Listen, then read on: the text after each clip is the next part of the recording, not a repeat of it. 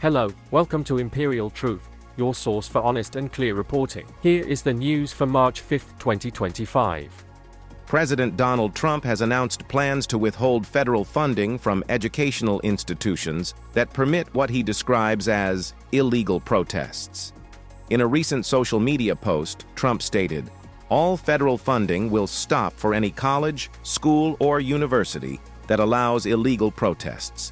He further warned that foreign agitators would be jailed or deported, and American students involved would face expulsion or arrest, with a prohibition on wearing masks during such protests.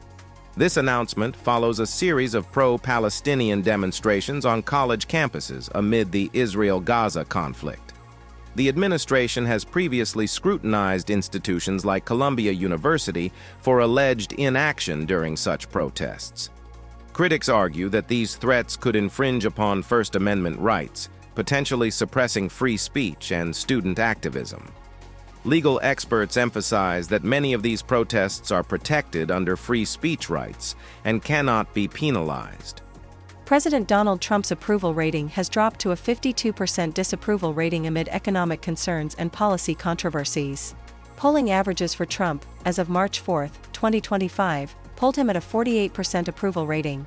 This is a sharp decline from January 2025, when his net approval stood at 50%, indicating growing dissatisfaction among voters. Key issues contributing to this decline include rising living costs and controversial policy decisions. A Reuters poll found that only 33% of Americans approve of Trump's handling of the cost of living crisis, while 54% disapprove. Additionally, Trump's stance on federal funding for protests in schools and his recent Supreme Court loss regarding foreign aid payments may have further impacted his approval among independent voters. DOGE has come under scrutiny for backtracking on its initial claims of massive federal savings, demonstrating inconsistencies with their reported savings. Initially, the department reported saving $16.5 billion by canceling wasteful government contracts, but recent updates to its website show that figure has been revised down to $8 billion.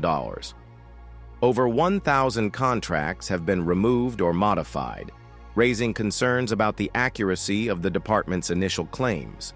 Critics argue that DOGE's lack of transparency undermines its credibility and raises questions about the legitimacy of Musk's government overhaul. Budget experts have pointed out inconsistencies in reported figures, noting that some canceled contracts may not have resulted in real savings. J.D. Vance recently made disparaging comments questioning the effectiveness of a proposed European peacekeeping force in Ukraine, referring to it as 20,000 troops from some random country that has not fought a war in 30 or 40 years, slighting France and British forces that fought in Afghanistan and Iraq alongside U.S. troops. Critics argue that Vance's remarks disregard the sacrifices made by European troops for U.S. policies. In response to the criticism, Vice President Vance denied any intent to disrespect the UK and France. He stated that his comments were aimed at emphasizing the need for a robust and effective peacekeeping strategy in Ukraine. Despite his clarification, tensions remain, with some European officials calling for a formal apology to acknowledge the contributions and sacrifices of their military personnel. On March 4, 2025, Arab leaders convened in Egypt to endorse a comprehensive $53 billion Reconstruction plan for Gaza, proposed by the Egyptian president to counter Trump's plan. This initiative aims to rebuild housing and infrastructure over 5 years, providing essential services to Palestinian residents. The plan has received backing from the Arab League, African Union, European Union, and the United Nations. Notably, this collective support contrasts with the U.S. proposal, which has been criticized for advocating the permanent displacement of Palestinians. President El-Sisi emphasized that the Egyptian plan preserves the Palestinian people's right to rebuild their homeland and ensures they remain on their land. The unified stance of Arab nations highlights a regional commitment to Palestinian self-determination and sovereignty. In a 5-4 decision, the U.S. Supreme Court ruled against the Trump administration's attempt to withhold nearly $2 billion in foreign aid allocated through U.S. aid. The majority opinion upheld a lower court's directive to release the funds, rejecting the administration's arguments for maintaining the freeze.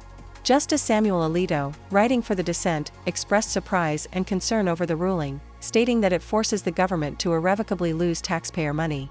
He was joined by Justices Clarence Thomas, Neil Gorsuch, and Brett Kavanaugh in opposing the decision. The ruling mandates the immediate disbursement of the contested aid, impacting U.S. foreign assistance programs. During President Trump's recent address to Congress last night, Democratic lawmakers staged several protests by wearing clothes, making signs calling out lies by Trump, and directly confronting the president during his speech. This coordinated display aimed to signal defiance against the president's policies and rhetoric. The choice of color was intended to draw attention to issues related to women's rights and social justice. The protest extended beyond attire, with some Democrats holding signs and interrupting the speech at various points. These actions underscored the deep partisan divisions currently present in U.S. politics. The president continued his address amid the disruptions, while media coverage highlighted the unprecedented nature of the congressional dissent. House Speaker Mike Johnson has advised Republican lawmakers to forego traditional town hall meetings, stating that professional protesters are instigating crowds. This recommendation comes in response to a surge in protests opposing President Trump's policies. Johnson suggests that these events are being orchestrated by paid protesters aiming to disrupt constructive dialogue. The Speaker's guidance reflects growing concerns within the GOP about maintaining control over public engagements. Some Republicans fear that confrontations at town halls could negatively impact their public image and re-election prospects. Secretary of Education Linda McMahon has announced a transformative plan for the Department of Education, calling it the Final Mission. This initiative aims to decentralize federal control, empowering states and parents in educational decision-making. The plan includes reducing bureaucratic oversight and promoting school choice options. Critics argue that this move could undermine support for vulnerable student populations, including those with disabilities and from low-income families. Concerns have been raised about potential job losses within the department and the impact on public education infrastructure. The administration maintains that the reforms will lead to increased innovation and efficiency in the education system.